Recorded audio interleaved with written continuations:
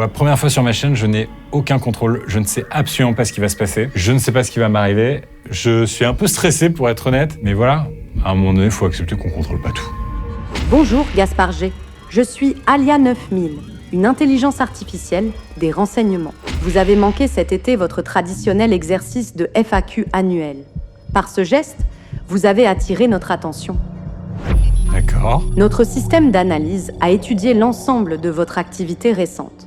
Vos vidéos, vos projets, votre vie privée, mais aussi les commentaires et questions directes de vos abonnés. Le résultat est insatisfaisant. Votre dossier est jugé ambigu. Aïe. Vous allez répondre à une série de questions. Elles seront posées sous contrôle d'un détecteur de mensonges. Ne tentez pas d'être incohérent. Dans la salle voisine, j'ai convoqué 3 témoins, des amis à vous. Ils vont vous observer, confirmer ou contester vos déclarations. Ils peuvent intervenir à tout moment. Oui, bonjour. Salut les gars. Bonjour Gaspard G. Bonjour Joujou. FAQ de Alice Coffin, première. Question de calibrage du polygraphe. Comment vous appelez-vous ? Ok, donc là, je dois juste répondre. C'est très très particulier, hein. J'ai beaucoup de fils. J'ai jamais eu autant de fils connectés à moi là. Je m'appelle Gaspard. D'accord. Calibrage du polygraphe effectué. Alerte critique, YouTube Money détecté. Annonce requise pour continuer. Cette vidéo est rendue possible grâce à Mammouth AI. Merci à eux. Mammouth AI, c'est un outil qui regroupe plein d'intelligences artificielles en un seul endroit. ChatGPT, Gemini, Mistral, Perplexity et d'autres. Au total, c'est plus de 10 IA disponibles sur Mammouth AI. Évidemment, tous les modèles sont mis à jour à chaque sortie et dans un monde où l'IA va si vite, ça permet vraiment de rester à la page. Ce qui est pratique, c'est que si vous n'êtes pas satisfait de la réponse d'une IA, avec l'outil reprompting qui permet de comparer les modèles, vous pouvez essayer avec n'importe quelle autre IA en un seul clic. Et petite fonctionnalité que je trouve assez marrante, vous pouvez personnaliser vos mammouths en fonction du projet sur lequel vous travaillez. Chose importante, et ils y tiennent, Mammouth AI a une politique de confidentialité stricte. Ils ne retiennent pas vos données, n'entraînent pas les IA avec, et vous pouvez supprimer votre historique à tout moment. En plus, l'entreprise est 100% européenne, les équipes sont basées en France, et les données hébergées en Allemagne. Le plus fou, c'est que vous payez que 10 € par mois pour toutes les IA proposées. Alors, si vous voulez tester Mammouth AI, le lien est dans la description. Sponsor terminé et déclaré. Chargement des questions à Gaspard G. Elle a un petit accent. Gaspard G. Elle a un petit accent british. Tutoiement activé pour plus de proximité. D'accord. Commençons par des questions sur ta vie personnelle. Qu'est-ce que tes parents pensent vraiment de ce que tu fais ? Waouh. Je pense que ça dépend de ce que je fais. Quand tu fais la matinale de France Inter, par exemple. Je pense que mes parents sont assez fiers au global de ce que je fais. Et je pense sincèrement que c'est le cas. Déjà, je me soumets à ce premier test. Cette première affirmation. Mais par contre, il y a des choix de médias avec lesquels j'ai collaboré, avec lesquels ils étaient en profond désaccord. Comme le fameux soir au restaurant avec ta mère. Posons les vraies questions, parce que... Quand j'ai choisi d'aller sur France Inter, ma mère a pleuré, elle était inconsolable. Attends, non, t'as reçu un coup de fil et tu lui as dit « Coucou maman, au fait, on est au resto. Coucou maman, au fait, j'ai reçu un appel du mec de France Inter, je vais peut-être aller bosser avec eux à la rentrée. » Et elle est fondue en larmes, ouais. Et à la fois, c'est très touchant parce que je pense qu'elle a voulu me protéger de ça, mais elle est vraiment, ma maman est vraiment en guerre contre le service public et contre pas mal de médias classiques, quoi. On embrasse quand même Marion très fort et on l'aime beaucoup. Sur une échelle de 1 à 10, à combien es-tu bobo ? Il y a un trick. Ouais, il y a un truc. Il est faussement bobo. Quand je suis né, je vais dire, je suis né dans une famille bobo à 1 sur 10, et aujourd'hui, je pense que je suis bobo à On va dire 8. 9. Ouais, mais tu pleures devant la Starac. Il regarde les. C'est quoi ce qu'il regarde ? Il regarde les best-of des enfoirés. Je pense que c'est une critique qu'on peut me faire et que je dois l'accepter. Tu as récemment parlé du harcèlement que tu as subi quand tu étais jeune. J'ai été harcelé de ma 6e à ma 3e, pendant donc mes 4 années de collège. As-tu vraiment pardonné ton harceleur, comme tu le prétends ? Honnêtement, oui. Et je pense que c'était pas le cas il y a plusieurs années, mais qu'aujourd'hui, j'ai fait complètement la paix avec cette période-là de ma vie. Enfin, complètement la paix. je pense que j'ai fait la paix avec ce type-là, ouais. Où il s'est excusé par message, etc. On a parlé ensemble. Moi, ça m'a fait beaucoup de bien. Donc oui, j'ai pardonné vraiment. Tu le pardonnes Ah facile. Attends, ça me met en rouge. Non, je pense vraiment. Ça, alors attends, je vais reformuler. Peut-être que j'ai pas fait la paix avec 100% de cette période-là de ma vie, mais par contre, sincèrement, je crois de bon cœur avoir pardonné au type qui m'a fait ça.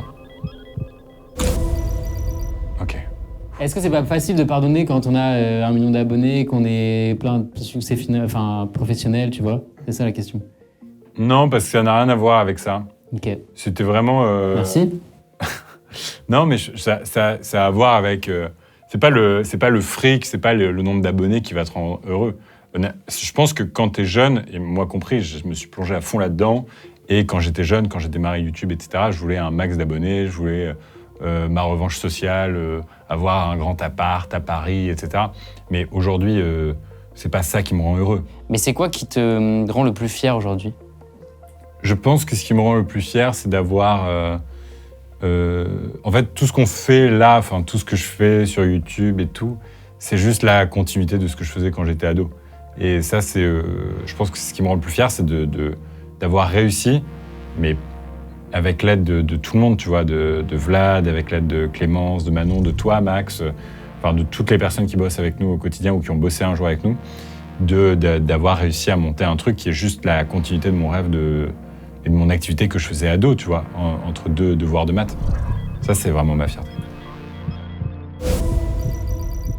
Est-ce que tu as déjà rompu à cause de ton travail? Je pense que oui, je pense que ça a été... mon travail prend beaucoup de place dans ma vie et je pense que malheureusement, à certains moments, ça a affecté, oui, c'est sûr, mes relations amoureuses et même amicales en vrai. Mon métier, c'est un métier passion, donc vraiment, ça pouffe toute ma vie. Métier passion. Alors j'essaie de faire en sorte que ce soit plus cadré, mais oui, ça a été un motif de rupture et d'embêtement, ouais. Qu'est-ce que tu penses quand t'as des abonnés qui zonent devant tes locaux et qui mettent des stories de ta vie privée en disant que c'est... en se faisant passer pour ta meuf?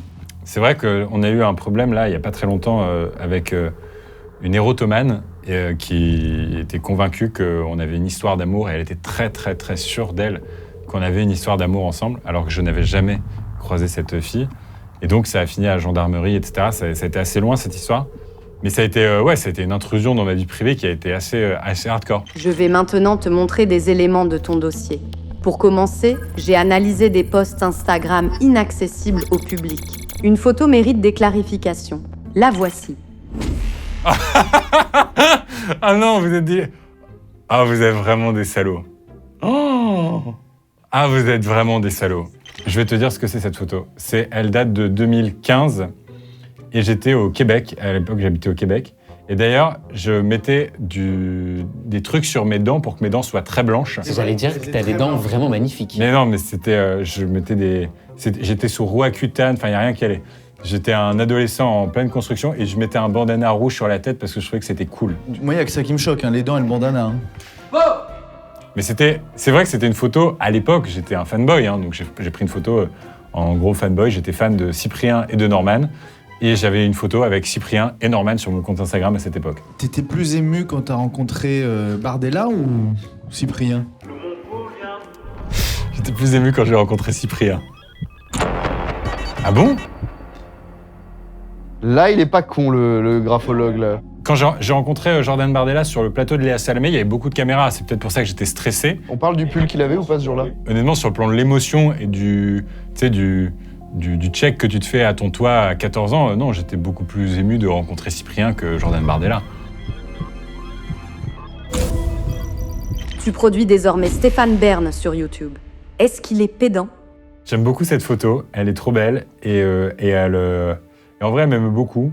Stéphane est un être adorable. C'est une des personnes les plus gentilles que j'ai rencontrées dans le show business. Je sais pas si c'est un bon mot, c'est un peu un mot de con, mais c'est vraiment quelqu'un de très très gentil. C'est quelqu'un qui a un mot hyper tendre avec toutes les équipes et tout.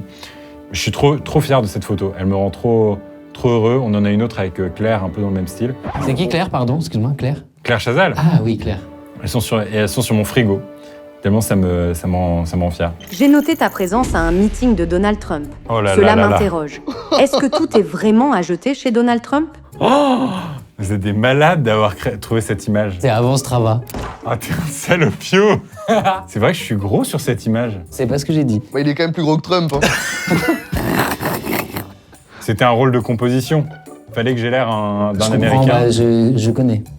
Du coup, je pense que je fais 10 kilos de plus sur cette photo. De plus que qui? Ouais, par contre, cette photo, elle est hard. Hein. Alors, est-ce que tout est vraiment à jeter chez Donald Trump? On était effectivement à un meeting de Donald Trump, mais on n'a rien à cacher parce que c'était dans le cadre de notre reportage pour la présidentielle 2024 aux US, et c'était à Butler. Moi, Donald Trump me fait peur à plein d'endroits, mais là, j'ai vu la bête politique qu'il était, et c'était hyper impressionnant. Ouais, je m'en remets pas de la photo. Ah ouais? Où est-ce que j'ai menti? Parce que tu l'as endormi? Attends, bah du coup, développe. Quoi, développe? Bah, assez parce que développé, moi, je crois. visiblement, t'as mytho. Gros mytho. Tu parles beaucoup de sujets politiques. Certaines clarifications sont attendues. Si demain l'élection présidentielle avait lieu, pour qui voterais-tu? Ah d'accord, direct. C'est ça la question. Putain. Alors... Mais non, mais c'est impossible pour moi de répondre à cette question. Il hésite. Je sais pas. En plus, non, vraie question, très honnêtement, je ne sais pas. Non, c'est vrai, il sait pas. Pour qui as-tu voté aux dernières élections? Ah non, c'est pas possible de me poser cette question-là. Il est déjà passé sur cette chaîne. On va répondre ça. Je vais répondre qu'il est déjà passé sur cette chaîne YouTube. Je peux poser une question qui n'a rien à voir? Est-ce que tu es hostile à l'idée d'inviter des personnalités des bords extrêmes? Ou au contraire, tu es pour une idée démocratique tellement large qu'il faut inviter absolument tout l'éventail du registre politique? Si on était dans les années 80, que Jean-Marie Le Pen faisait 0,5%, je suis pas certain que je l'aurais invité. Mais aujourd'hui, Jordan Bardella, Marine Le Pen, leur liste aux dernières européennes, ils font plus de 30%. Et donc il y a 3 Français sur 10 qui votent pour ces idées-là. Si chaque camp politique va parler dans des médias qui leur sont déjà favorables, on ne crée pas tellement d'échanges démocratiques intéressants. En fait, exclure des personnes des émissions, tu en fais des martyrs, donc tu ne fais que les renforcer, je crois. Je me soumets... T'es-tu déjà fait draguer par des personnalités politiques? Oui. Parmi ces 10 qui sont devant toi à l'écran, y en a-t-il qui en font partie? Ah non, c'est atroce. Pourquoi vous me faites ça? Il y en a au moins 3. Non. Si. Il en manque. Mais oui. De toutes les personnalités politiques que tu as interviewées, que ce soit sur ta chaîne ou ailleurs, et je mets la politique de côté, avec laquelle tu as la plus envie d'aller boire un verre ou faire un dîner? Étonnamment, je n'ai pas forcément envie d'aller prendre des coups avec des personnes avec qui je suis plus naturellement en accord avec les idées, et que c'est chelou, mais les personnes en général avec qui je suis le plus en désaccord sont souvent les plus sympathiques. Ah bah c'est vrai. Quelle est la plus grosse somme d'argent que tu as refusée pour rester fidèle à tes Il va principes? mentir. Aucune, il a jamais refusé. T'as jamais refusé rien? Mais arrête, c'est pas vrai. Non, moi je sais... Tu sais que c'est pas toi qui fais l'interview, hein. Le mec, il croit que... C'est Alia. Non mais attends, Dégage. T'avais pas un truc pour des vibromasseurs? Il y a plein de trucs. J'ai pas fait une pub pour les sextoys parce que j'étais un peu mal à l'aise de les faire. Surtout que, de mémoire, il fallait décrire l'utilisation qu'on faisait du sextoy. Il les a tous testés quand même. Qu'est-ce que j'ai pas fait? J'ai pas fait plein de trucs. Des trucs pour des hydrocarbures, des trucs pour l'industrie pétrochimique, etc. Non, ça, j'ai pas fait. Et la plus grosse somme d'argent, je pense pouvoir dire que c'est 160 000 €. Mes questions sont répondues. Je laisse la parole aux témoins pour tout complément. Sur nous 3, tu sauves qui? Entre nous 3, tu fais un choix ou un classement? Non. Alors moi, je sais ce que je vais dire, tiens. Mais c'est pas un mot, c'est une idée que je te dis tout le temps. Tu sais par cœur, mais je le dis pour la commu. Je pense que tu n'as pas fait la paix avec ton côté vraiment créateur-artiste. Tu es devenu un entrepreneur, tu gères des émissions, des enquêtes, etc. Mais en privé, tu fais des vidéos, des montages pour toute la bande, tu écris des musiques, tu es très créatif, et ça, le public ne le sait pas. Tu as renoncé à l'idée, et moi je pense que tu devrais faire un film Tu devrais Faire écrire. une BD, c'est son rêve. Faire des BD, c'est un de tes rêves. Ouais, t'as raison. Moi, c'est un vrai truc que je veux essayer de... Avant mes 30 ans, c'est me reconnecter un peu plus à ça, quoi, à cette part créative. Mais c'est pas évident, hein, parce que c'est tellement plus simple de lire un script face caméra que d'essayer de créer quelque chose. Parce que quand un vrai artiste ou une vraie artiste, il va écrire quelque chose, il va produire quelque chose, il va le soumettre au jugement du public, c'est vertigineux. Alors que, bon, moi, quand je me cache sur ma casquette de néo-journaliste, bon, en fait, c'est du travail éditorial, donc ça me fait moins peur. C'est pas mes idées profondes et mes amours profonds qu'on va juger. Il y a un autre truc, Gaspard, c'est que depuis des années, t'as un rêve et de fait, c'est jamais sorti, c'est de faire un podcast. Pourquoi tu n'y arrives pas? C'est vrai que ça fait 4 ans que je veux faire et que je dois faire un podcast. Et je vais te dire, il y a un refus d'obstacle sur ce sujet. Parce que j'ai peur, en fait, de faire ce podcast. En fait, ça fait partie des 3 trucs que je veux faire dans ma vie. C'est avoir un podcast que je vais tenir jusqu'à, tu vois, un peu côté Michel Drucker, à la Marc Maron, à la Floodcast aussi. Un truc que je vais tenir sur des dizaines d'années. Okay. Do you like Mike Maron? J'ai peur de me décevoir là-dessus. Et je pense que c'est ça la vérité sur ce sujet. Alright. Ouais. Joe Mike Maron. Tu peux redire comment il s'appelle, le mec qui t'inspire, le mec américain qui t'inspire un podcast? Marc Maron? Non, comment tu l'as dit? Non. Marc Maron. Tes réponses ont permis d'actualiser ton dossier. Il est désormais plus cohérent. Oh, je suis pas sûr. Pas sûr, non. Les gars, merci d'être venus. Merci à toi. C'était trop On n'a bien. pas le choix, mais super. Et j'étais content que ce soit vous parce que vous êtes déjà mes meilleurs potes, mais aussi parce que vous avez une super actu chacun. Max, t'as une Oui. super série. Déjà dispo sur Arte, ça s'appelle High School Radical. C'est une série de vlogs documentaires que j'ai tourné l'année dernière aux États-Unis. Et ça te concerne un peu puisque ça parle de l'échange qu'on avait fait quand on était ado et qu'on avait 16 ans là-bas. Et de comment tous ces gens ont changé, évolué, grandi et sont devenus trumpistes. Et Ulysse, tu sors un livre. Ouais, je sors un livre chez Flammarion qui est sorti le 5 novembre et c'est un livre d'entretien que j'ai mené avec l'astronaute Thomas Pesquet et Étienne Klein. Voilà, c'est pas parce que vous êtes mes amis que Merci. je parle de ces projets, mais vraiment parce que je les trouve hyper cool et je pense que ça peut ben, vraiment c'est vous sympa. intéresser. Merci d'avoir suivi cette vidéo, j'espère que vous avez appris des trucs. Et il y a d'autres vidéos plus normales sur le cours de la chaîne qui vont arriver. Et si ça vous a plu, ce genre de hors-série, on en fera. Grave. Avec joie. Mais avec d'autres potes. Mais avec d'autres potes, pas forcément vous. Carrément. Nous Très on vient bien. plus. On est Ciao. d'accord. Ciao, salut les gars.